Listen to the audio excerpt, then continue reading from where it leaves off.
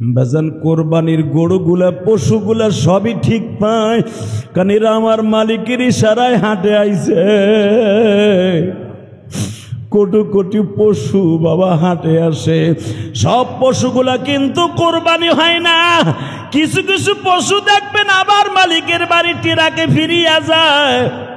যেই পশুগুলা মাওলার কাছে কবুল হয়েছে তারাই কিন্তু কোরবানির পশু হিসাবে বাবা বাড়িতে চলিয়া গেছে। এই যে আমি গুনাহগার তো দুইটা কিনে আনছি, গরু দুইটা বাবা দেখলাম গতকালকার থেকে ঠিক মতো খায় না।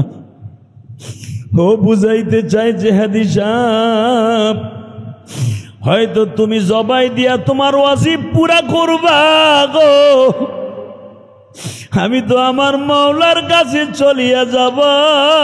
তোমার মতো কোটি কোটি মানুষে পৃথিবীতে কোটি কোটি কোটি কোটি মানুষে জবাই দিবে আমাদের মতো পশুকে। আমি যখন জন্মগ্রহণ করি আমি পশু মায়ের গর্ভ থেকে তখনই আল্লাহ নিযুক্ত করে রাখছে। তোরে আমি আল্লাহ কোরবানির জন্য নিযুক্ত করলাম। আমি তখন থেকেই জানি আমি কোরবানির ছুরির নিচে যাব, আর কোরবানির ছুরির নিচে যাইবার আগে মালিকের সাথে আমার একটা কথা হয়ে যাইব, মালিক যারা আমার গোশত খাবে তারা যেন 5 ওয়াক্ত নামাজি হয়, তারা যেন 5 ওয়াক্ত নামাজি হয়, তারা যেন হালাল খাবারগুলা খায়, তারা যেন 5 ওয়াক্ত নামাজি হইয়া আমি মালিকের কাছে কেঁদে কেঁদে বলে, ও মালিক এই পশুটা আমারে দায় মুক্ত করে দিয়া যাইতেছে, আমার ওয়াজিব আদায় করে দিয়া যাইতেছে গো। এই পশুটারে তুমি কিয়ামতের মাঠে আমার জান্নাতের জন্য জামিনদার বানায় দিও। বাজান এখন চোখের পানি ফেলবার কানবা। যারা কোরবানি দিতে পারেন নাই তারা বেশি বেশি কাঁদবেন, যারা কোরবানি দিচ্ছেন তারাও কাঁদবেন। কেন জানেন? কোরবানি যারা দিতে পারেন নাই তাদের মনের মধ্যে অনেক কষ্ট। আল্লাহ বড় লোকরা গরু কিনে 2টা 3টা, আমার বাচ্চাটাও তো যখন দেখবে গরুর সামনে দাঁড়াইয়া জবাই দিতে, আমার বাচ্চাটার মনে কত কষ্ট। বাজান আমি ইলিয়াসুর রহমান জিহাদিও যখন কোরবানি দিতে পারতাম না, আমি ঢাকায় আসার পরও অন্তত 5-6 বছর কোরবানি দেই নাই গো। আমি যখন হাসনাবাদ ইমামতি করতাম বাবা, তখনও আমি যখন কোরবানি দিতে পারতাম না, আমি মানুষের কোরবানি জবাই দিতাম, কিন্তু আমি কোরবানি দেওয়ার নিষ্প মাল আমার ছিল না। তখন আমি ভাবতাম, ইলিয়াস রে তুই কবে কোরবানি দিবি?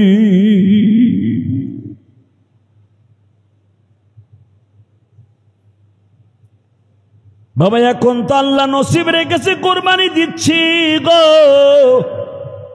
যখন কোরবানির মালে নেসব আমার ছিল না আমি দিতাম না বাবা, আমার মনের মধ্যে অনেক কষ্ট লাগতো। আপনারা যারা কোরবানি দিচ্ছেন না আমি জানি আপনাদেরও কষ্ট লাগতেছে।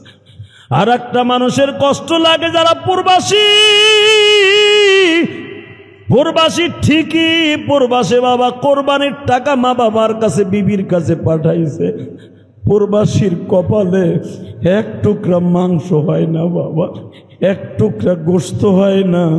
নিজের টাকা কষ্টের টাকা দিয়া প্রবাসীর টাকা পাঠাইতেছে দেশে, প্রবাসীর টাকা দিয়া শিকিক পশু জবাই দেয়া হয়, প্রবাসীর কপালে বাবা কোরবানির গোশত হয় না। আরে প্রবাসীরা তুমি প্রবাসে বসে দোয়া করো আল্লাহ যেন তোমারে মাফ করিয়া দাও। আল্লাহুম্মা সাল্লি আলা সাইয়্যিদিনা ওয়া নাবিয়িনা ওয়া শাফিঈনা ওয়া হাবিবানা মাওলানা মুহাম্মদ সাল্লাল্লাহু তাআলা আলাইহি ওয়া আলা আলিহি ওয়া আসহাবিহি ওয়া বারাকা ওয়া সাল্লাম। اللهم صل على محمد وعلى آل محمد كما صليت على إبراهيم وعلى آل إبراهيم إنك حميد مجيد।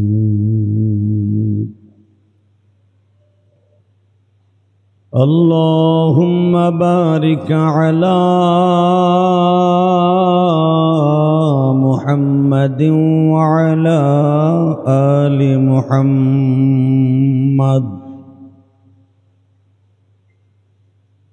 كما باركت على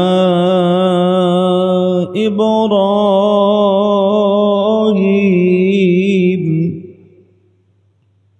وعلى آل إبراهيم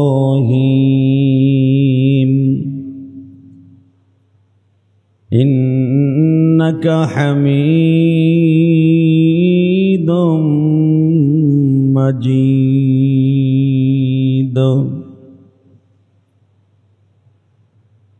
نحمده ونستعينه ونستغفره ونؤمن به ونتوكل عليه ونعوذ بالله من شرور أنفسنا ومن سيئات أعمالنا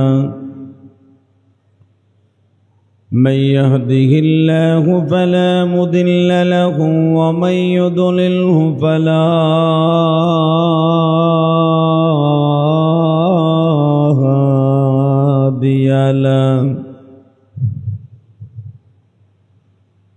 الذي أرسل رسوله بالهدى ودين الحق ليظهره على الدين كله وكفى بالله شهيدا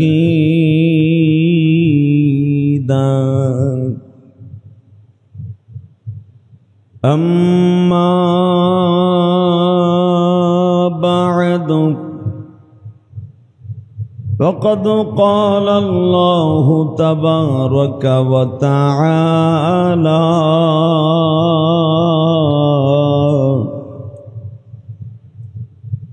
فأعوذ بالله من الشيطان الرجيم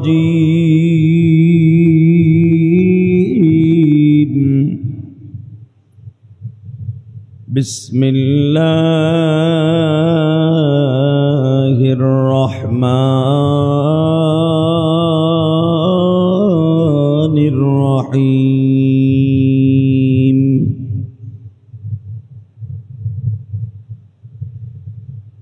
رب هب لي من الصالحين فبشرناه بغلام حليم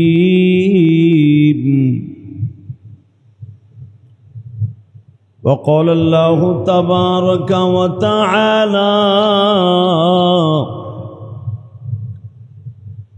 كل نفس ذائقة الموت إن الله وملائكته يصلون على النبي يا أيها الذين آمنوا صلوا عليه وسلموا تسليما لا إله إلا الله لا إله إلا الله لا إله إلا الله لا إله لا إله لا إله إلا الله لا إله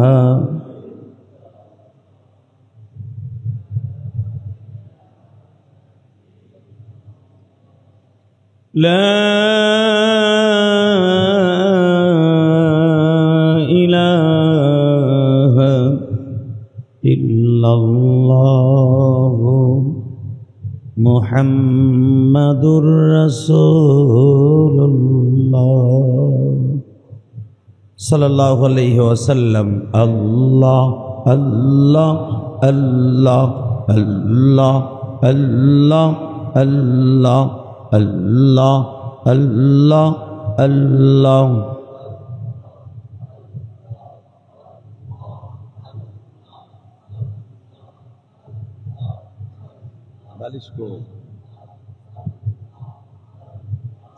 আল্লাহ আল্লাহ আল্লাহ আল্লাহ আল্লাহ আল্লাহ আল্লাহ আল্লাহ।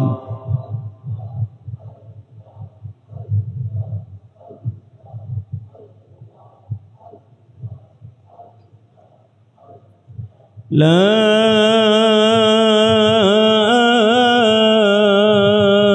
ইলাহা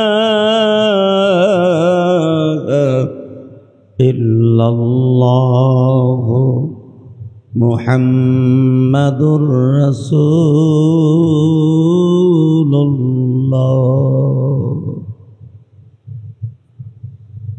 সাল্লাল্লাহু আলাইহি ওয়াসাল্লাম। আল্লাহর জাকিরিন শাকিরিন মুহিব্বিন মুবাল্লিগিন, আল্লাহর প্রিয় মাহবুব বান্দারা, আল্লাহ রাব্বুল আলামিনের দপ্তরে লাখো কোটি শুকরিয়া জ্ঞাপন করছি। মাহে জিলহজ মাসের দ্বিতীয় জুমায় আগামীকালকে ঈদুল আজহাকে সামনে রেখে আজকে সৌদি আরবে ওকফে আরাফা মুজদালেফা কমপ্লিট করে হাজি সাহেবরা জামারা অর্থাৎ শয়তানকে পাথর মারার জন্য বিশেষ আমলে বর্তমানে সবাই নিয়োজিত। এই সময়ে রব্বে কারিম আপনাকে আমাকে জিলহজ মাসের দ্বিতীয় জুমায় আমাদেরকে গরিব হিসাবে এখনো বাংলার জমিনে ফেলে আল্লাহ জুমার নামাজ পড়ার মতো তৌফিক আমাদেরকে দান করবেন। আসতে পেরেছি, ওই মহান সত্তার শুকরিয়া জোরে সোরে বলি আলহামদুলিল্লাহ।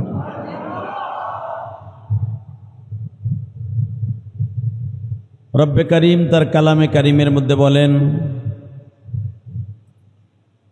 বান্দা তোমরা কোরবানি করবা সুন্নাত আবিকুম ইব্রাহিম, তোমার জাতির পিতা ইব্রাহিমের সুন্নাত। ইব্রাহিম আলাইহিস সালাতু ওয়াস সালাম মুসলিম জাহানের জাতির পিতা। মিল্লাত আবিকুম ইব্রাহিম হুয়া সাম্মাকুমুল মুসলিমিন, মুসলিম জাহানের জাতির পিতা ইব্রাহিম আলাইহিস সালাতু ওয়াস সালাম জন্ম নিয়েছিলেন ইরাকের সেই বাবিলেন শহরে। সেই বাবিলেন শহর ইরাকের উত্তর প্রদেশকে বলা হয়। এখনো পর্যন্ত ইব্রাহিম আলাইহিস সালামের সেই মাতৃভূমি, জন্মভূমি এখনো পৃথিবীতে বিদ্যমান। ইব্রাহিম আলাইহিস সালাতু ওয়াস সালাম ইরাকের বাবিলেন শহরে, বাবিলেন শহর তৎকালীন জামানায় ইরাকের একটা প্রসিদ্ধ শহর ছিল।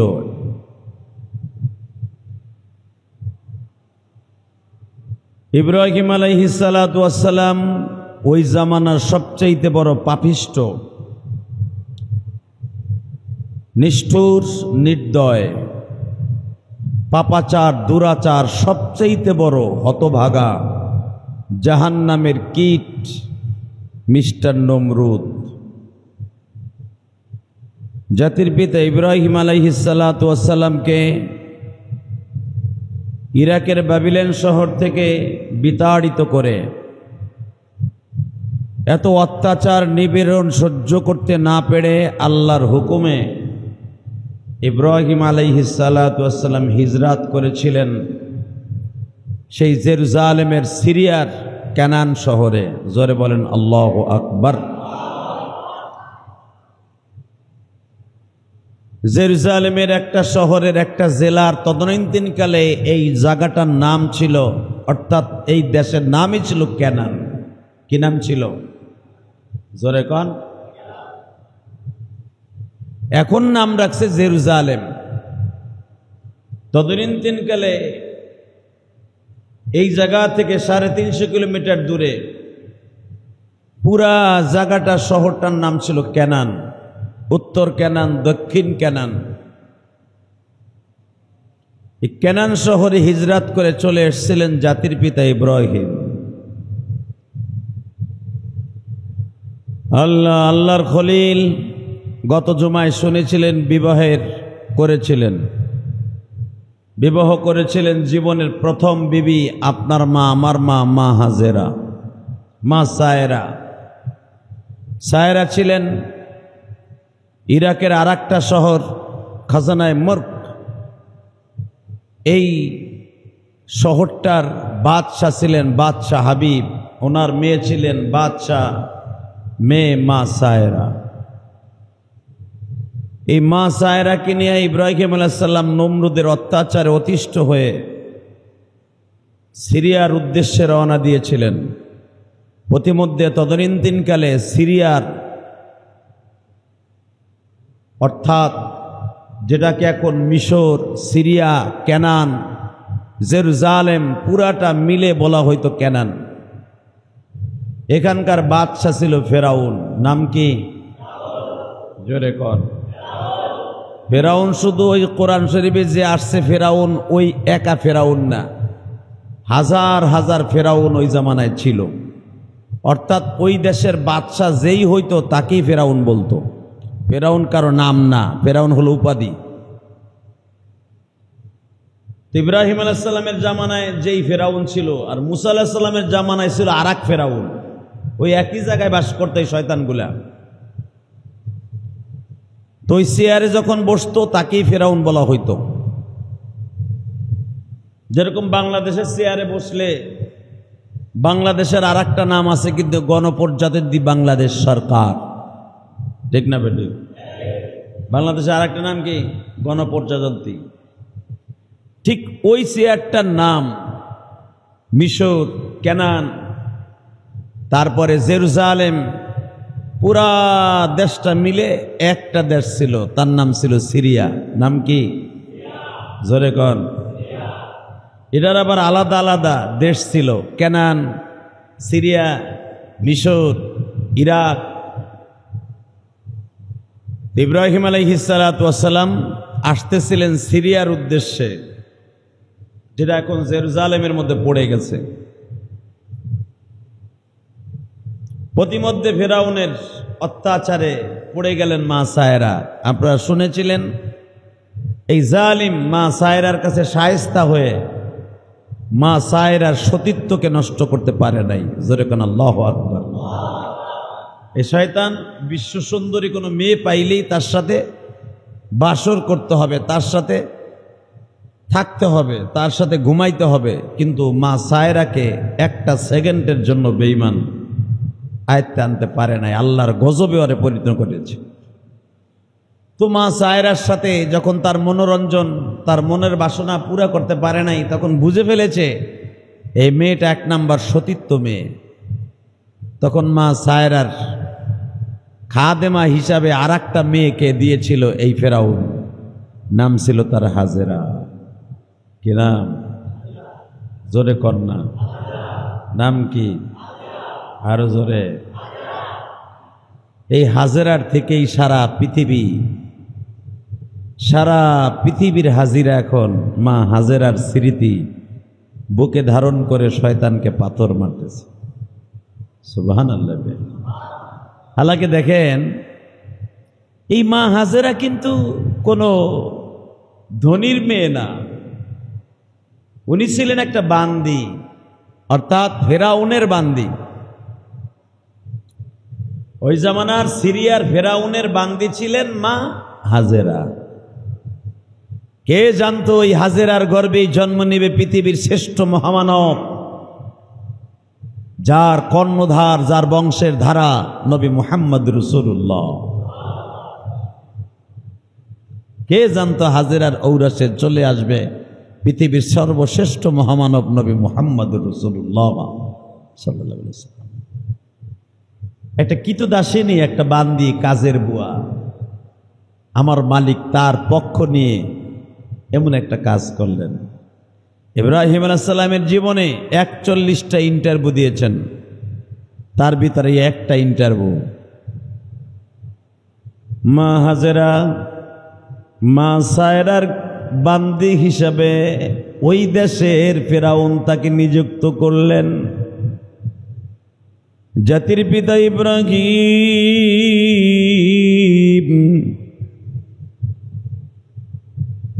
মা হাজেরার সায়রাকে সঙ্গে নিয়ে রওনা দিলেন সিরিয়ার উদ্দেশ্যে। আবার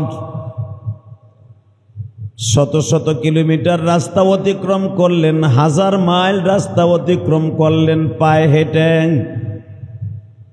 যেখানেই রাত হয় ওখানেই তাঁবু গেড়ে ঘুমায়। মাসকে মাস, বছরকে বছর চলিয়া যায় গো বাবা মা হাজেরা বান্দি হিসাবে। বছরকে বছর চলিয়া গেল। কোন রিওয়ায়াতে আসছে 1 যুগের উপরে মা হাজেরা সায়রার বান্দি। হঠাৎ করে ঘোষণা আসলো, মা সায়রা বলে, ও আল্লাহর খলিল,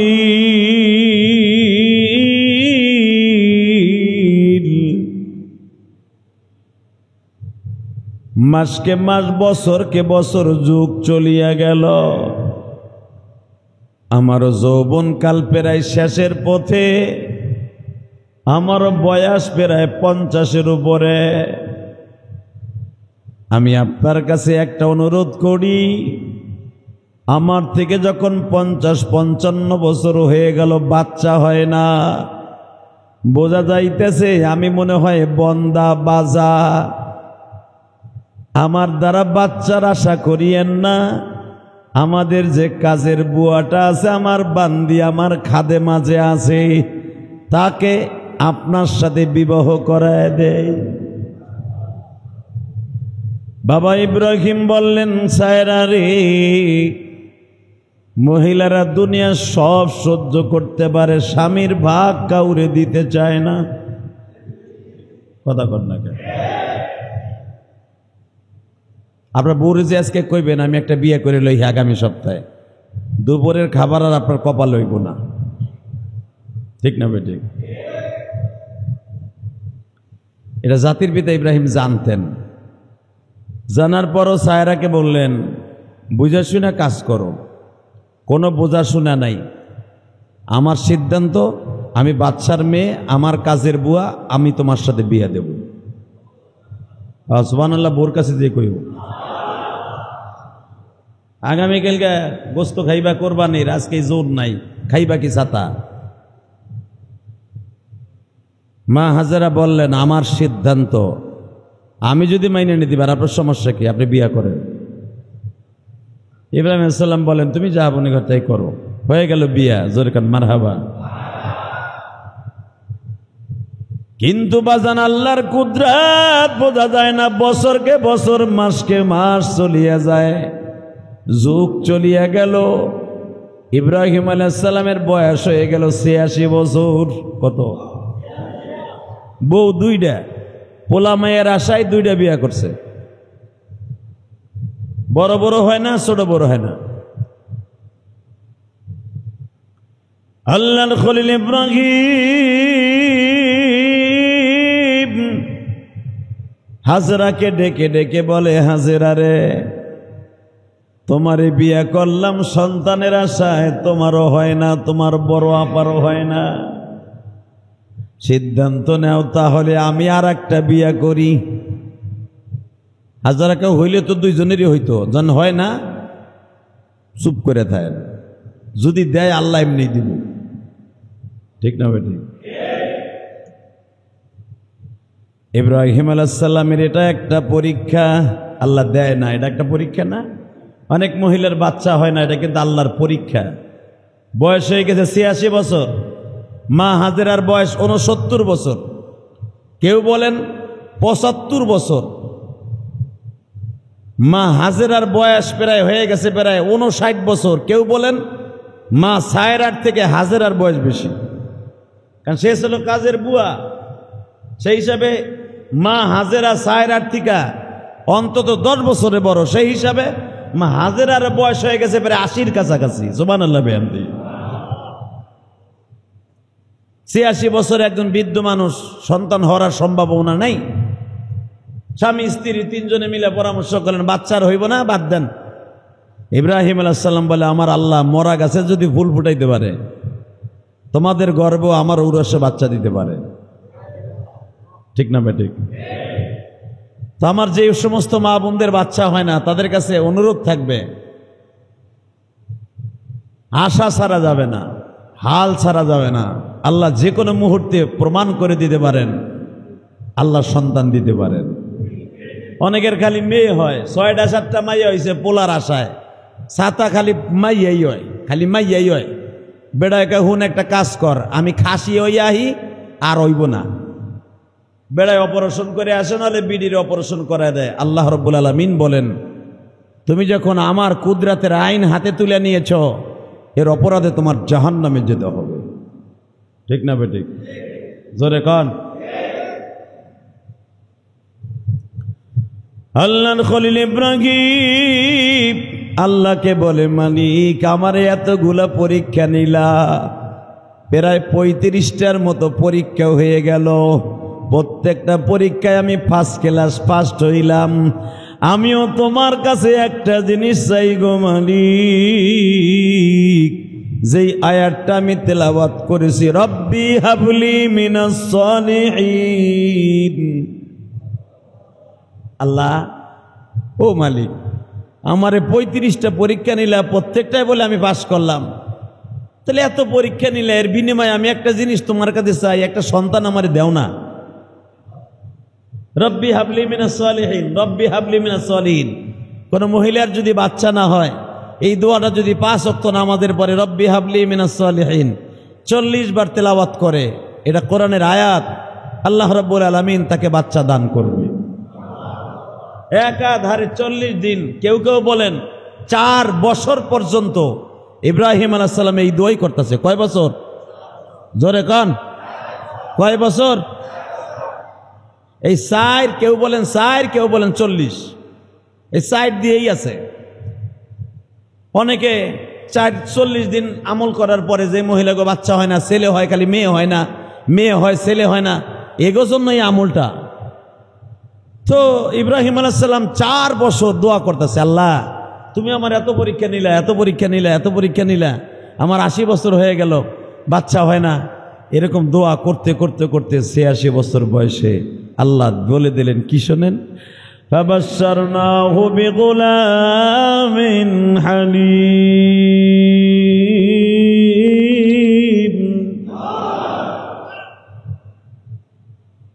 এই আয়াতের দ্বারা বোঝা যায় ৪ বছর, তাফসিরে বোঝা যায় ৬ বছর। কয় বছর? ৬ বছরের ভিতরে একটা বারের জন্য ইব্রাহিম আলাইহিস সালাম দোয়া বাদ দেয় নাই।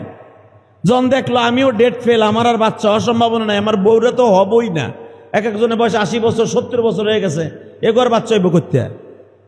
কিন্তু ইব্রাহিম আলাইহিস সালাম জানেন আল্লাহ সব পারে। পারে কি পারে না? নদীর ঐকুল ভেঙে যদি একুল করতে পারে, মরা গাছে ফুল ফুটাইতে পারে, মরা খেজুর গাছে খেজুর দিতে পারে, আমার বিবিদের বৃদ্ধ বয়সে বৃদ্ধা বয়সেও বাচ্চা দিতে পারে। খালি দোয়া করতেছে, পড়েন আমার সাথে, রব্বি হাবলি মিনাস সালিহিন ফাবাশশারনাহু বিগুলামিন হালিম। দোয়া করতেছে, ঠিক একদিন আল্লাহ ডাক দিয়ে বলে, ফাবাশশারনাহু বিগুলামিন হালিম, আসতেছে নেক সন্তান আসতেছে, রেডি হও। কিন্তু আল্লাহ বলেন নাই কোন বিবির থেকে আসবে। ইব্রাহিম আলাইহিস সালাম অপেক্ষায় আছে।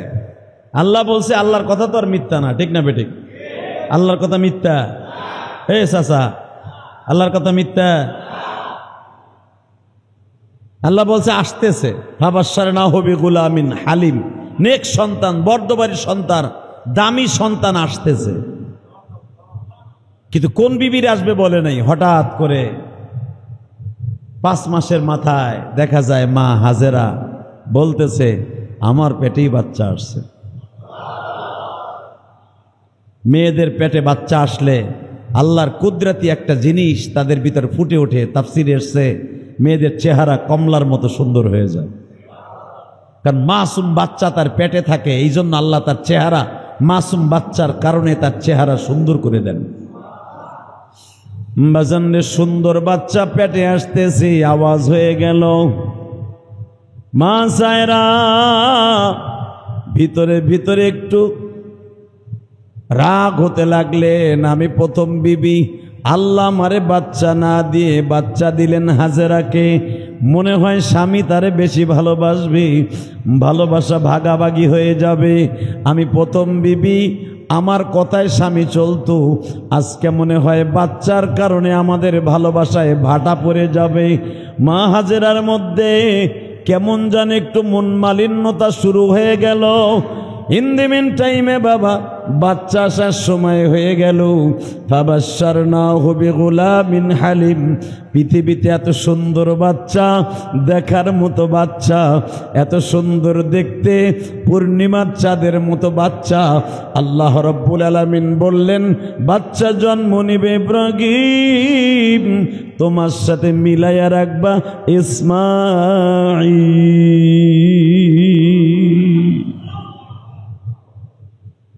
তোমার নামের শুরুতে আলিফ আছে, তার নামের শুরুতে আলিফ থাকবে, ইব্রাহিম আর ইসমাঈল। কথা কর না কে? বাচ্চা আসার আগে নাম সিলেক্ট হয়ে গেল, বাচ্চা জন্ম নিল। আহারে পূর্ণিমার চাঁদ ফেল, কেন জানেননি? এই ইসমাইলি আমার নবীর নূর বহন করে নিয়ে আসতেছে। আল্লাহর খলিল ইব্রাহিম ইসমাইলকে পাইয়া বাবা এতই পাগল হয়ে গেলেন, বৃদ্ধ বয়সে 86 বছর বয়সে আল্লাহ একটা সন্তান দিলেন, তা আবার পৃথিবীর শ্রেষ্ঠ সুন্দরের মধ্যে একজন, যার চেহারার মধ্যে আমার নবীর নূর বিদ্যমান। আমার নবীর নূর যার মধ্যে ঢুকছে বাবা, পৃথিবীর শ্রেষ্ঠ সুন্দর হিসাবে আল্লাহ তাদেরকে আখ্যায়িত করেছে। আল্লাহর খলিল ইব্রাহিম ইসমাইলকে কোলে নিয়ে বাবা শুধু চুমা খায় আর চুমা খায়। জিব্রাইল একদিন ডেকে ডেকে বলে, ইব্রাহিম রে,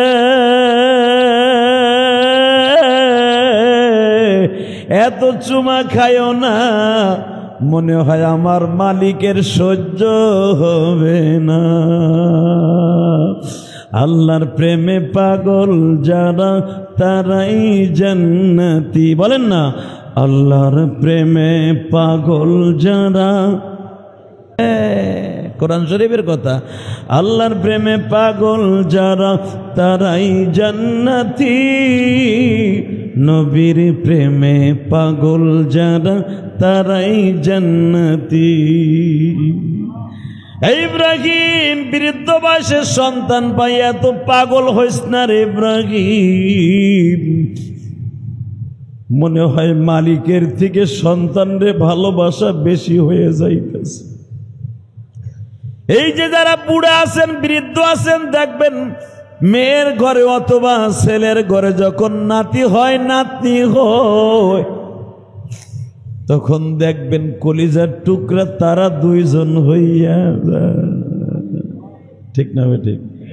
এই জন্য আমার নবীর জীবন দেখবেন হাদিসে, নবী তার জীবনে কোনোদিন হাসান হোসাইন রে রাইখা একটা খেজুরও খায় নাই। একটা খেজুরকে 2 টুকরা করে অর্ধেক হাসান আর অর্ধেক হোসাইনকে না দিয়ে খাইতো না। হঠাৎ করে আমার জাতির পিতা ইব্রাহিম ইসমাইলকে আর চুমা দেয় না। হঠাৎ করে একদিন বুকের মধ্যে নিয়ে চুমা দিচ্ছে। মা হাজেরা দেখতেছে বাবাই তার সন্তানকে আদর করতেছে। ইন দি মিন টাইমে ইসমাইলকে কোলে নিয়ে হাজেরার ঘরে গেছে। হাজেরার ঘরের থেকে সায়রার ঘরে গেছে।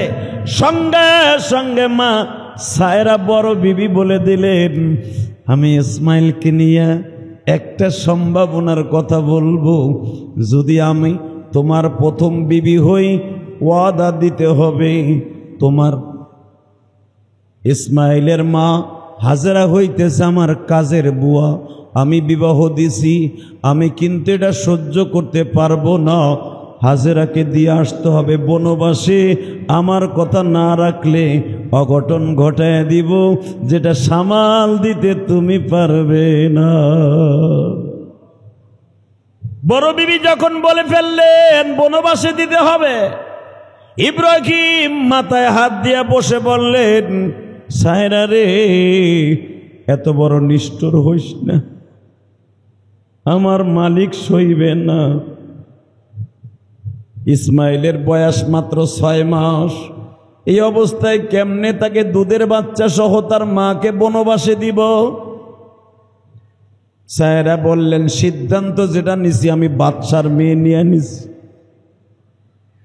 ইব্রাহিম আলাইহিস সালাম ইসমাইলকে মায়ের কোলে দিয়ে সবে মাত্র আল্লাহর ঘরের সামনে দাঁড়াইছে, যেটাকে বাইতুল মুকাদ্দাস বলবে।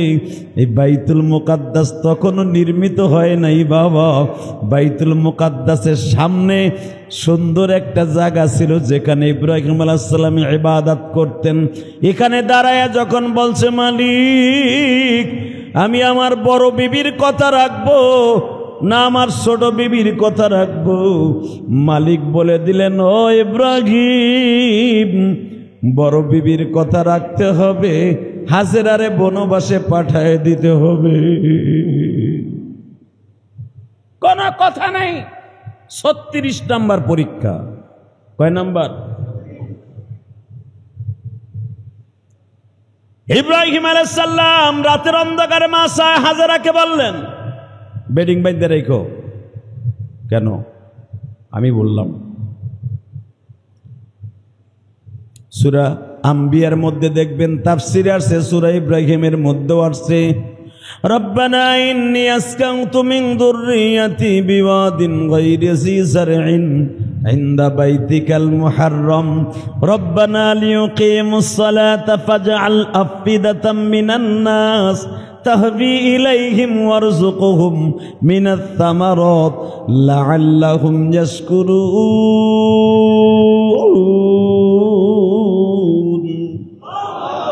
আল্লাহর কোরআনের কথা, সায়রার কথাই সিদ্ধান্ত, বনবাসে দিয়ে আসো।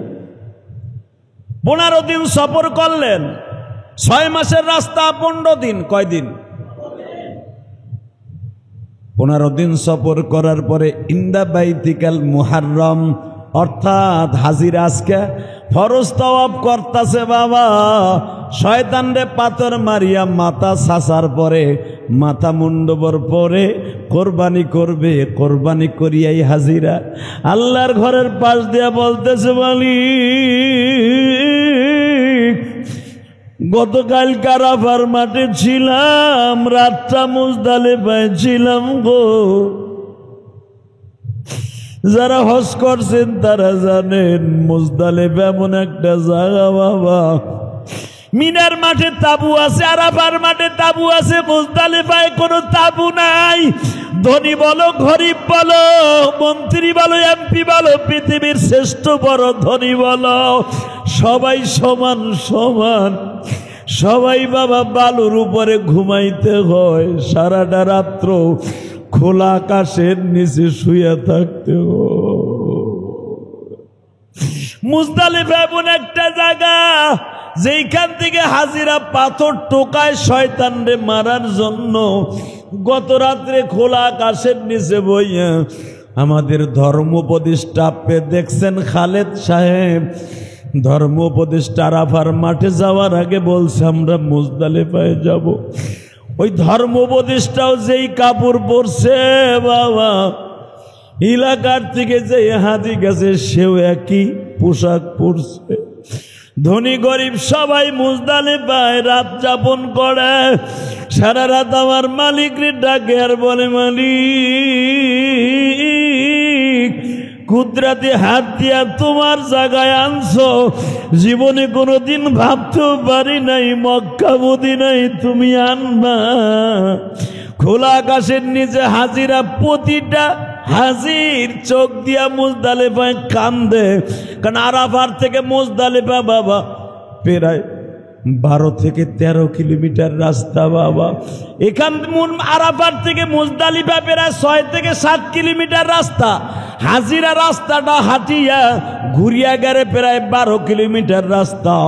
বাজান মুজদালিফা পর্যন্ত হাঁটিয়া হাজিরা পা হাঁটিয়া যাইতে হয়। পায়ে হাঁটিয়া যাইয়া হাজিদের পায়ের মধ্যে ফোসকা পড়িয়া যায়, হাঁটতে হাঁটতে শরীরটা ক্লান্ত হইয়া যায়।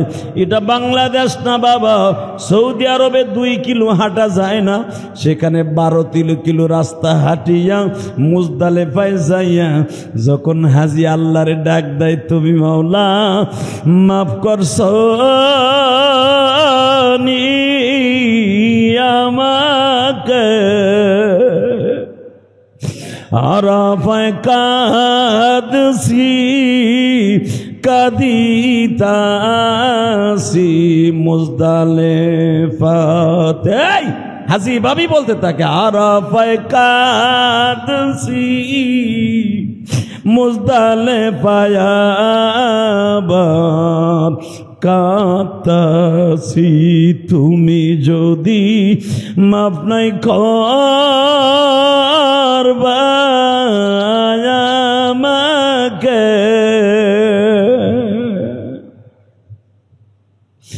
এহরামের কাপড় কেন শরীরে লাগাইলে। এইভাবে হাজি যখন কান্দে বাবা, একখান সাদা কাপড় পড়া আর একখান গায়ে দিয়ে হাজি যখন চিল্লায় আর কান্দে মুজদালিফায়, আল্লাহর আরশে আজিম 7টা আসমান কাঁপতে থাকে আর বলতে থাকে, মাশাইরিল হারাম এখানে একটা মসজিদ আছে বাবা।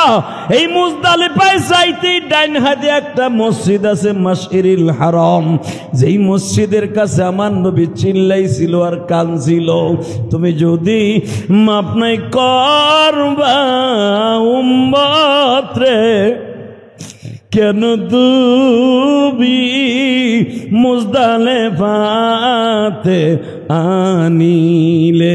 নবী যখন বারবার মুজদালিফার এই মাশাইরিল হারাম মসজিদের সামনে কান্দে, আল্লাহ 70,000 ফেরেশতা দিয়া নবীর কাছে বলে, ও নবীজি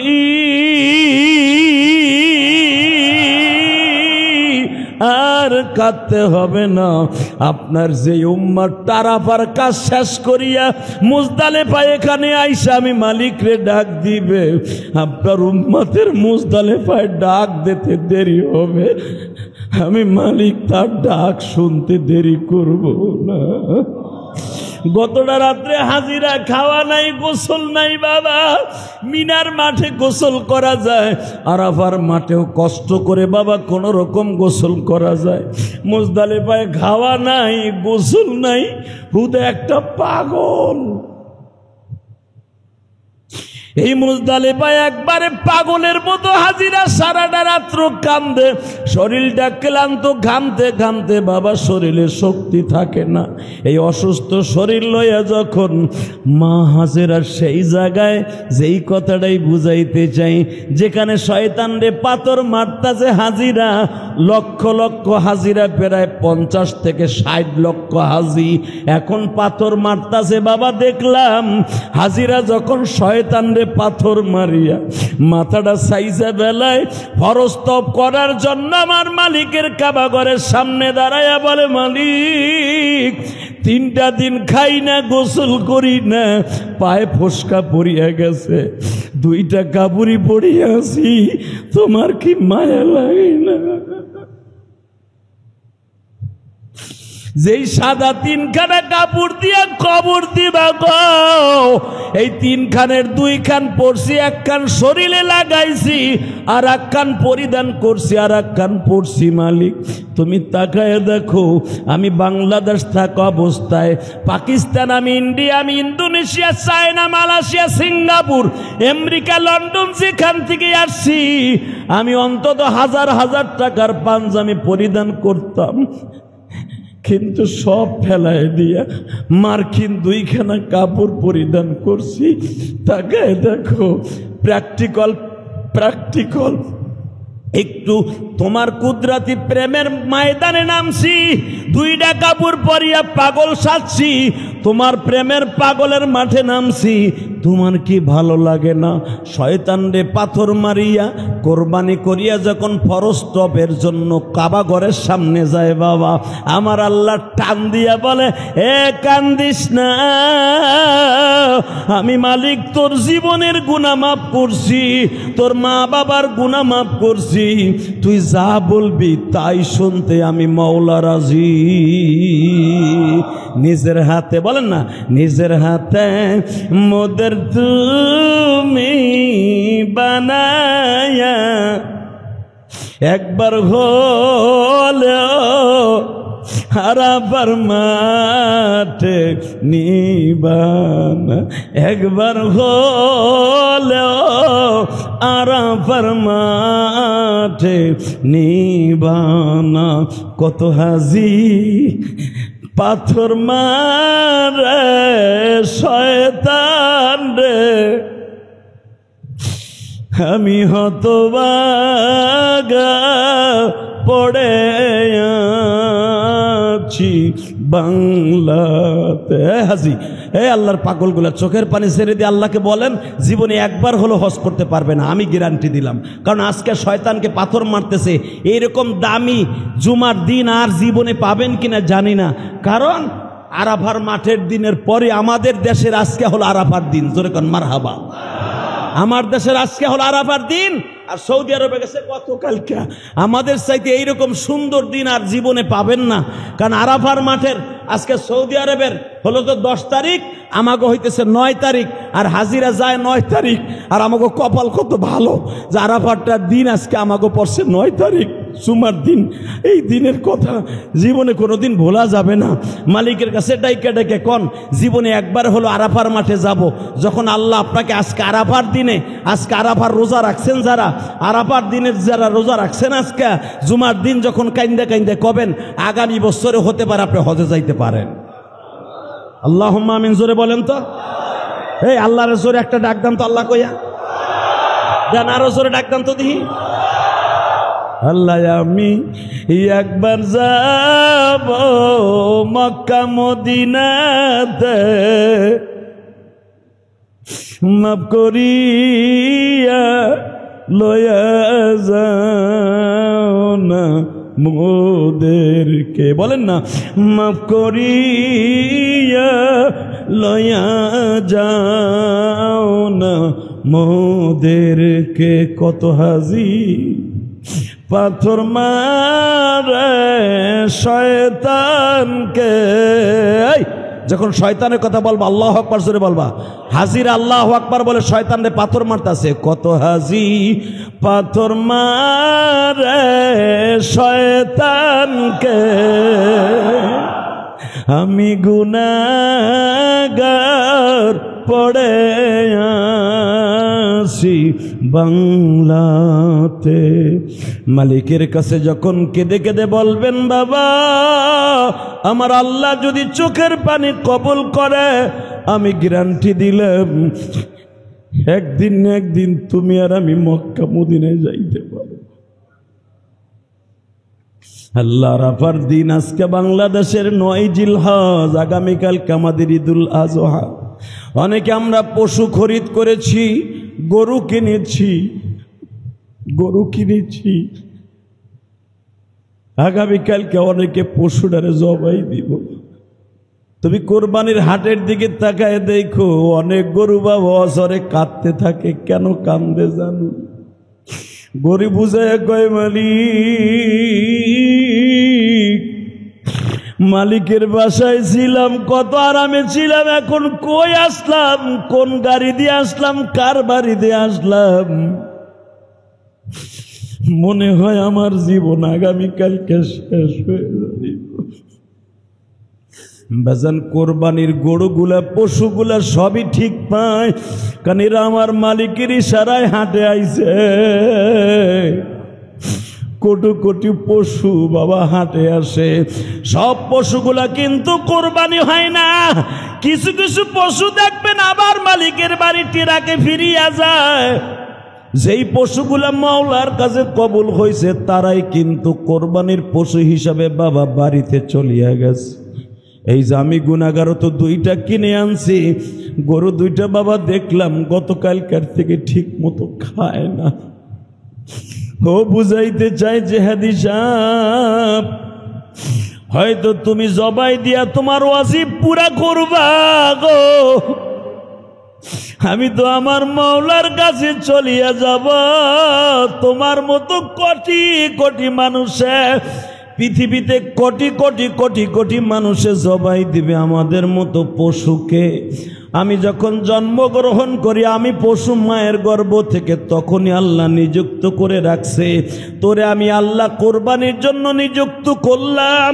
আমি তখন থেকেই জানি আমি কোরবানির ছুরির নিচে যাব, আর কোরবানির ছুরির নিচে যাইবার আগে মালিকের সাথে আমার একটা কথা হয়ে যাইব, মালিক যারা আমার গোস্ত খাবে তারা যেন 5 ওয়াক্ত নামাজি হয়, তারা যেন 5 ওয়াক্ত নামাজি হয়, তারা যেন হালাল খাবারগুলা খায়, তারা যেন 5 ওয়াক্ত নামাজি হইয়া আমি মালিকের কাছে কেঁদে কেঁদে বলে, ও মালিক এই পশুটা আমারে দায় মুক্ত করে দিয়া যাইতেছে, আমার ওয়াজিব আদায় করে দিয়া যাইতেছে গো।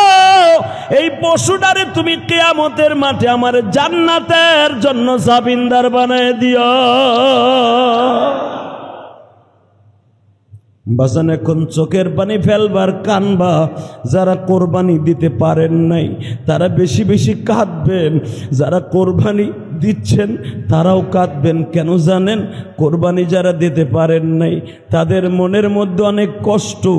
আল্লাহ বড় লোকরা গরু কিনে 2টা 3টা, আমার বাচ্চাটাও তো যখন দেখবে গরুর সামনে দাঁড়াইয়া জবাই দিতে, আমার বাচ্চাটার মনে কত কষ্ট। বাজান আমি ইলিয়াসুর রহমান জিহাদিও যখন কোরবানি দিতে পারতাম না, আমি ঢাকায় আসার পরও অন্তত 5-6 বছর কোরবানি দেই নাই গো। আমি যখন হাসনাবাদ ইমামতি করতাম বাবা, তখনও আমি যখন কোরবানি দিতে পারতাম না, আমি মানুষের কোরবানি জবাই দিতাম, কিন্তু আমি কোরবানি দেওয়ার নিষ্প মাল আমার ছিল না। তখন আমি ভাবতাম, ইলিয়াস রে তুই কবে কোরবানি দিবি?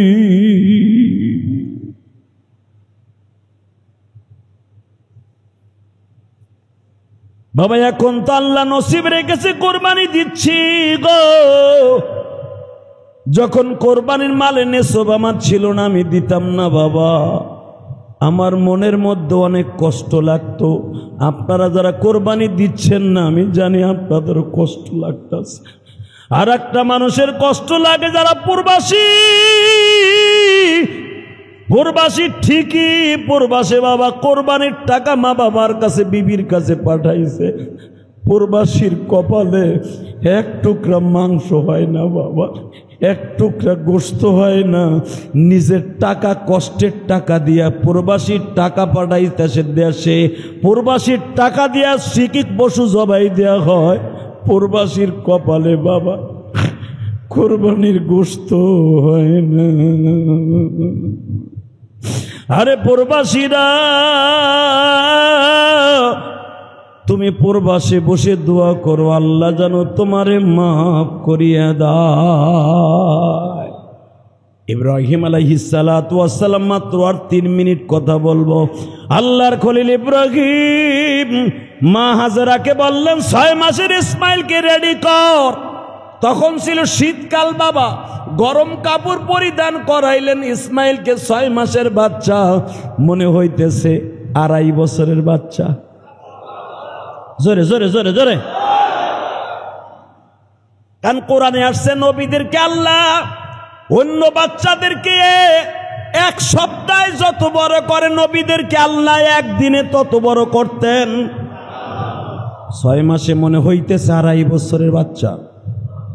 ইসমাইল সব বুঝে যেরকম মারহাবা। গরম কাপড় পরিধান করলেন, হাজেরাকে বললেন হাজেরা জি ঘোড়ায় সওয়ার হও, হইলাম। আর এক রাওয়ায়াত আছে উটে সওয়ার হও, হইলাম।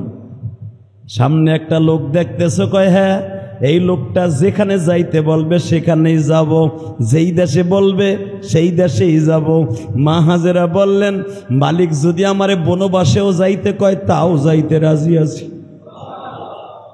ইব্রাহিম কোনো কথা বললেন না।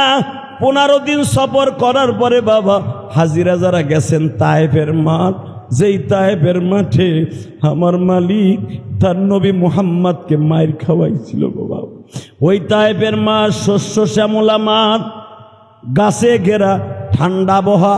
মা হাজের একবার শুধু বলছিলেন, আপনি মনে হয় এইখানে আমার রাইখা যাবেন ছোট বাচ্চা। ইব্রাহিম বললেন, মালিকের অর্ডার নাই। আসতে আসতে এমন জায়গায় আসলেন বাবা, গায়রি জিজারইন ইনদা বাইতিকাল মুহাররম। আল্লাহ কোরআনে বলতাছে, এমন জায়গায় মা হাজরারে বসায় দিলেন, ফিহি আয়াতুম বাইনাতুম মাকামু ইব্রাহিম, যেখানে হাজিরা মাকাম ইব্রাহিমের পিছনে বাবা তপ শেষ করার পরে 2 রাকাত নামাজ পড়া ওয়াজিব। ওইখানে আসিয়া ইব্রাহিম আলাইহিস সালাতু ওয়াস সালাম বিবির উটের থেকে নামায় দিলেন।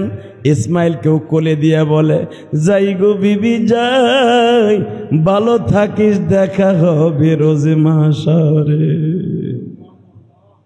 এই 15 দিনের ভিতরে কোনো কথা বলতো না। কোথায় খাবো, কোথায় যাব, কোন জায়গায় নামাবো, একটা বারের জন্য ইব্রাহিম বলে নাই। ইব্রাহিম আলাইহিস সালাম মনে মনে ভাবছিলেন, অন্তত শেষবারের মতো ইসমাইল একটা চুমা দিয়ে যায়। কিন্তু মনে পড়ে গেল, এই চুমার জন্যই আমার মালিক আমার বউরে বনবাসে দিছে। কারণ আমি ইসমাইলকে চুমা দেওয়ার কারণে জিব্রাইল বলছিল, হতে পারে আল্লাহর থেকে যদি ইসমাইলকে বেশি ভালোবাসো, হতে পারে তোমার এই ছেলেকে, বুড়া বয়সের ছেলেকে তোমারে বনবাসে দেওন লাগতে পারে।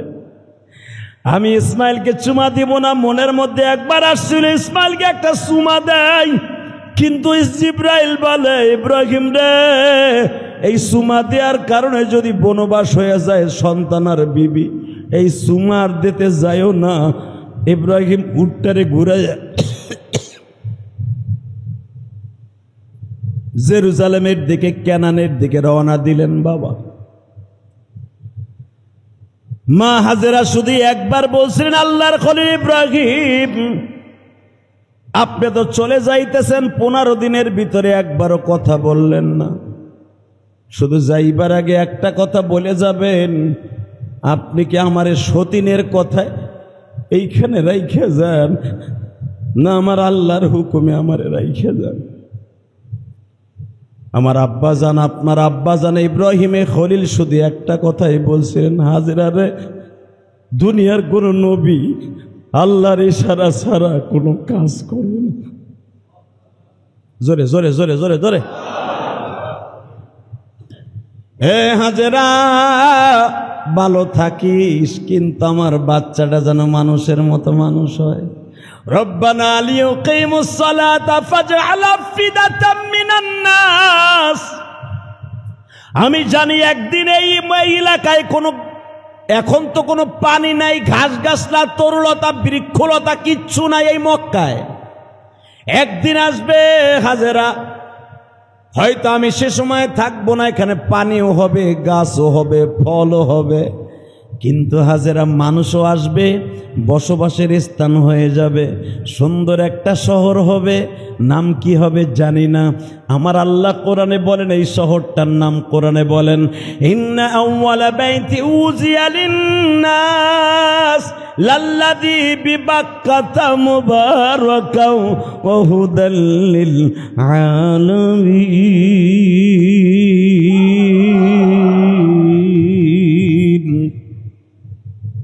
এই শহরটার নামই হবে বাক্কা, এখন হইছে মক্কা। যেরকম মারহাবা।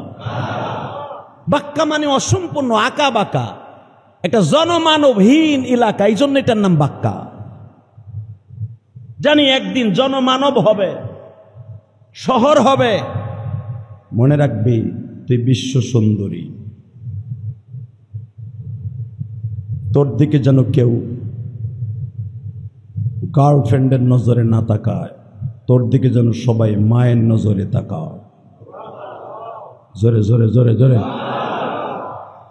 মা হাজরা বললেন, আর কি? রব্বানা লিয়ুকিমুস সালাতা ফাজআল আফিদাতাম মিনান নাস। আমি পোলারে রেখে গেলাম, আমার পোলা যেন অমানুষ না হয়। বাপ ছাড়া পোলা একদিন অমানুষ হয়। প্রবাসীদের বাচ্চাগুলা বাপ কাছে থাকে না, কমান দেওয়ার মতো থাকে না, অনেক সময় নষ্ট হয়ে যায়। ঠিক ইব্রাহিম আলাইহিস সালাম তাই বললেন, আমি কাছে থাকবো না। আল্লাহ আমার কাছ থেকে ইসমাইলকে সরায় রাখলো, কিন্তু মনে রাখবি আমার পোলাটা যেন খারাপ না হয়, আমার পোলারে ট্রেনিং দিয়ে ভালো রাখবি। ফাজআল আফিদাতাম মিনান নাস। যদি কোনোদিন মানুষ এখানে আসে, বসবাসের স্থান হয়, তাদের সাথে ভালো ব্যবহার করবি। যাই, যদি বেঁচে থাকি আবার দেখা হবে, যদি মরে যাই দেখা হবে হাসরের মাঠে। 8 কেজি পানি, 2 কেজি ছাতু, 5 কেজি খুরমা খেজুর দিয়া জাতির পিতা ইব্রাহিম রওনা দিলেন আবার জেরুজালেমের দিকে। আল্লাহু আকবার বলতে পারলেন না? এটা যদি আমার বউরে কইতাম, আরে একদিন পেঁয়াজ নাই, মরিচ নাই তোমার বউ, পরের দিন তোমারে বাসায় উঠতে দেয় না, কথা কর না কেন? এ গোলামের ভো গোলাম, তোর ঘরে আইসি কি পেঁয়াজ মরিচ আর এক মহিলা কাছে চাইয়ে খাইয়ে পাক করার লাগেনি? এ গোলামের ঘরে গোলাম, পেঁয়াজ নাই মরিচ নাই, তুই ঘরে আইসর আবার রান্না খাইতে আইসর, তোরে গুতাইয়া তোর বিসি পাতার উপর থেকে সুসমু, ঠিক না বেলে? এটা আপনার বউ, আমার বউ, সবার বউ। আর আমার আব্বাজান রাইখা যাইতেছেন, কবে আসবো তা জানি না। কি বলে যাইতেছে যাওয়ার সময়? কোরআনের কথা, ফাজআল আফিদাতাম মিনান নাস তাহবি ইলাইহিম ওয়ারযুকহুম মিনাস সামারাত লাআল্লাহুম ইয়াশকুরুন। রেখে গেলাম জনমানবহীন এলাকা, গায়রে জি জারইন, কোনো গাছগাছলা নাই। জারইন মানে ফসলাদি নাই, কোনো গাছগাছলা নাই, খাবারে কোনো বন্দোবস্ত নেই, কিন্তু রেখে গেলাম। মনে রাখবি, মাটি খাইয়ে থাকবি, তবু বিপর্দায় চলবি না। কোনো পুরুষের সাথে কিছু চাবি না, ছেলেটাকে নিয়ে এখানে থাকবি, মালিক তোরে দেখে রাখবে। মা হাজেরাও দেখেন, এটা আপনার আমার বউ না, মা হাজেরাও বললেন, যদি মালিক তোমারে রাইখা যাইতে কয়, শুনে যাও আল্লাহর খলিল ইব্রাহিম, আমার মালিকই আমার খাবারের ব্যবস্থা করবে। জানেন 13 দিনের মাথায় কিচ্ছু ছিল না, গাছগাছলা নাই, ছায়ার ব্যবস্থা নাই, কিচ্ছু নাই। একটা কম্বল মুড়ি দিয়ে সন্তান নিয়ে সারা রাত কাটায়। মা হাজেরাকে বাগে পাহারা দেয়। হ্যাঁ সুবহানাল্লাহ, বোর খেতার নিচে যে কই পাহারা দেয় কে? জোরে কান। এখনো যারা হজ করতে যান তারা দেখবেন কাবা ঘরের চারপাশে শুধু পাহাড় আর পাহাড়। এখনো পর্যন্ত অনেক অনেক জীবজন্তু আছে। আর ওই জামান আজ থেকে 5000 বছর আগে কিচ্ছুই ছিল না। বড় বড় টাইগার, রয়্যাল বেঙ্গল টাইগার। মা হাজেরা ঘুমায় ইসমাইলকে নিয়ে, আর বাঘে তাকায় তাকায় পাহারা দেয়। বড় বড় ভাল্লুকে পাহারা দেয়। কারণ ইব্রাহিম আলাইহিস সালাম বলে গেছে, ফাজআল আফিদাতাম মিনান নাস। হে মালিক, তুমি আমারে পরীক্ষা দিছো বউ সাওয়াল মেয়ে রাইখা যাইতে পারি কিনা। আমি আমার বউ সাওয়াল মেয়ে আমার প্রেম প্রীতি কোরবান করে দিয়া বনবাসে রাইখা গেলাম 6 মাসের বাচ্চার বউকে, তাহলে বুঝালাও আমি তোমারে কত ভালোবাসি, কিন্তু আমার বউ সাওয়াল মেয়েরে তুমি দেখে রাখবা। আল্লাহকে তুই যখন আমার কাছে রেখে গেছোস, যার ভয়ে মানুষ পালায় ওইটারে দিয়েই পাহারা দিয়াম। বড় বড় সাপ মা হাজেরারে পাহারা দেয়। মা হাজেরা ইসমাইলের রাইখে শোয়াই রাইখে খাবার জোগাইতে যায়, কোনো মানুষ আছে কিনা, দেখে কিচ্ছু নাই। আয় দেখে সাপে বাতাস দিতেছে, জোরে জোরে। উল্লুক আর ভাল্লুক, এই দেখবেন উল্লুক চিনেন? উল্লুক এগুলো লেজ কিন্তু বড়। হ্যাঁ, এগুলো লেঞ্জা বড় কেন? লেঞ্জা এমনি ঘুরে ঘুরে ইসমাইলে বাতাস দেয়। জোরে জোরে জোরে। ওই আল্লাহ পারে কি পারে না? বাঘ ভাল্লুক দিয়ে যদি রব্বে কারিম পাহারা দিতে পারে একটা মহিলা এবং 6 মাসের বাচ্চাকে, আপনার আমাকেও পাহারা দিতে পারে। এবং যারা আল্লাহ এবং আল্লাহ রসুলকে ভালোবাসবে, যারা আল্লাহর জন্য জীবন করবে, পৃথিবীতে আপনার শত্রু থাকবে, মাগার আপনার একটা জাররা পরিমাণ পশম সোজা করতে পারবে না। এটাই প্রমাণ, একটা মহিলা প্রমাণ করে দিলেন, যদি মালিক আমার পক্ষে থাকে পৃথিবীর শত্রু আপনার থাকবে। আমার শত্রু আছে, আপনার শত্রু আছে, পৃথিবীর সব শত্রু থাকবে, কিন্তু আপনার একটা লোম বা একটা পশম কেউ সোজা করতে পারবে না। আপনার পিছনে সমালোচনা করবে, আপনার হান করেঙ্গি তান করেঙ্গি, আপনার সামনে এসে বাল সেরেঙ্গি। কথা কর না কেন? অতএব মনে রাখবেন, রব্বে করিম এভাবেই বলতেছেন, পৃথিবীর সব শত্রু যদি তোর হয়ে যায়, মালিক যদি পক্ষে থাকে, পৃথিবীর এমন কেউ নেই তোর একটা পশম সোজা করতে পারে। তুমি আর আমি বাংলায় কই পশম, পাকিস্তান আর কি কব বাল, বাল কইছি দিয়ে বুড়া বেড়া হাসতাছে যে আমার নিচেরটা কইছি নি। আবার ইন্ডিয়া যাইবা, ইন্ডিয়া যাই দেখো তারা কি তোমার চুল কইব নি? এরা ওইটাই কইব। মনে রাখতে হবে, সারা জীবন মনে রাখতে হবে, সারা দুনিয়ার মানুষ যদি আপনার বিপরক্ষে যায়, মালিক যদি আপনার কোরবানি কবুল করে, কেউ ঠেকায় রাখতে পারবে না। আল্লাহ আপনাদের কোরবানিকে কবুল করেন। জোরে কানা আমিন, আরো জোরে। কোরবানি কবুল হওয়ার জন্য 4টা শর্ত। কয়টা? জোরে কন, আরো জোরে। কয়টা? পশু তো অনেকেই কিনছেন দেখাবার লেগা। আমার পাশের ফ্ল্যাটে সে কিনছে 1,20,000 দিয়া, আমি 2.5 লাখ দিয়ে না কিনলে কেমন দেখা যায়? গোল্লায়। কথা কর না কেন? কোরবানি কবুল হওয়ার জন্য 4 শর্ত। 1 নম্বরে হলো নিয়ত সহি থাকতে হবে। আলহামদুলিল্লাহ বলেন। কোরবানি দেওয়ার 2.5 মাস আগের থেকে নিয়ত করতে হবে, আল্লাহ আমি যেন কোরবানির টাকাটা অন্তত হালাল ভাবে এক জায়গায় রাখতে পারি। নিয়ত সহি। সুদ ঘুষের টাকা যেন না হয়, হারাম কোনো টাকা কোরবানির পশুর মধ্যে না ঢুকে। নিয়ত সহি একমাত্র হলো মালিক তোমাকে খুশি করার জন্য কোরবানি দিচ্ছি। 2 নম্বরে একমাত্র কোরবানি হবে আল্লাহর নামে। কার নামে? হ্যাঁ, বাপের নামে, মান নামে। তাহলে কোরবানি ইমাম সাহেবের হাতে ধরাই দিয়া এমন বড় একটা সোতা লয়ে আহে, 14 গোষ্ঠীর নাম লয়ে আহে কাগজে। হুজুর এটা অমকের পোলা, সদরউদ্দিনের পোলা, কদরউদ্দিন, বদরের বোধে, শহীদউদ্দিন, জালালউদ্দিন, শয়তানউদ্দিন, গজবউদ্দিন, নাম পড়তে 10 মিনিট। কথা কর না কেন? ডাইরেক্ট হারাম। কোরবানি হবে কার নামে? কয়টা গেল? 3 নম্বরে কোরবানির যে পশুটা জবাই দিবেন, হালাল ভাবে দিতে হবে। এটা কষার গরু কোরবানির পশু এক না। অনেক কষাই আছে দেখবেন জবাই দেওয়ার সময় দাম করে একটা পার মাইরে দেয়, তাড়াতাড়ি যেন মরে যায়, তাড়াতাড়ি খুঁড়ে ছাড়াই দেয়। না, আপনি বড় বাঁশ নিয়ে খারাবেন, আপনার পশুরে যেন এই লাখ লাখ টাকার পশু হারাম না করে দিতে পারে, পার যেন না দেয়। জবাইটা হালালভাবে হতে হবে, এটা 3 নম্বর কিন্তু মনে রাখবেন, হালাল কোরবানি কবুল হওয়ার জন্য। 4 নম্বরে হলো ওই যে অনেকে কন্যা গোস্ত জবাই দিছে, পুরাটা বেটা খাইয়া লাইছে, আর কোরবানি হয়েছে। কে কইছে? চোরের ঘরে চোর, তুই মাসলা জানোস? কেউ যদি কোরবানি দিয়ে পুরা গোস্ত খাইয়া ফেলায়, কোনো গুনাহ হবে না। কারণ আমি কোরবানি দিছি এই জন্য মশলা আমার বাপের না, আমি কোরবানি দিছি এই জন্য না, মশলা আজ থেকে 1446 বছর আগের। কেউ যদি কোরবানির পশু একাই খাইয়া ফেলায়, কোনো গুনাহ হবে না, তার কোরবানি কবুল হবে না তাও না। হ্যাঁ, আত্মীয় স্বজনকে দিয়া 3 ভাগ করে, ভাগ রাইখা মানুষকে 1 ভাগ, আত্মীয় স্বজনকে 1 ভাগ, নিজে খাবে 1 ভাগ। এটা হলো মুস্তাহাব। এ কোরবানি কবুল না হওয়ার ভিতরে এটা কোনো শর্ত না। আপনি যদি কোরবানি সহিভাবে দিয়ে পুরা গোস্ত এক ফিরিজ বইরা সারা বছরও কাল, গুনাহ হবে না। তবে রসুল বলেন তুমি কোরবানি গোস্তটা 3 ভাগ করবা, কারণ অনেক গরিব মানুষ আছে তারা বছরের ভিতরে কোরবানি গরু কিনতে, কোরবানি গরুতে 1 কেজি গোস্ত কিনে খাইতে পারে না, তাদেরকে দিয়া খাইবা। রসুলও খুশি, আল্লাহও খুশি, আমিও খুশি, গরুর পশুও খুশি। আল্লাহ কবুল করেন, জোরে কোন আমিন।